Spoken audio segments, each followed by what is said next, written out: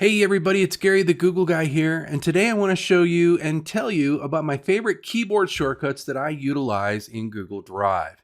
Now you can look at all of the shortcuts available to you in the upper right hand corner underneath the gear icon. You'll see an option for keyboard shortcuts and it will pull up a menu, and then to the left you can go to each area of those types of things that you may want to look at. You might just scroll through the whole list to find out what is most attractive to you to be able to use. Now, me personally, I am either single key or shift control plus one other key type of a shortcut user. So I don't like a lot of twister type of shortcuts, three or more keys. So let me go through my favorite ones here. The first one that I use quite often is the V as in Victor or view key. You can quickly snap back and forth between your grid view or list view with just hitting the letter V. Next up, my next favorite ones that I use almost all the time is going to be your Shift button plus. So Shift F will give you the option to create a new folder.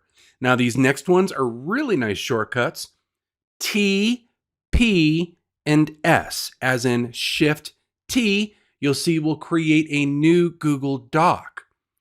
If we go back to our Drive screen, Shift P will create a new slide presentation. And then once again, Shift S, you got it. It's going to create a new Google Sheet. So just that quick, you don't have to go to the new button, find the app, and go from there. You can just use the Shift, S, T, or P.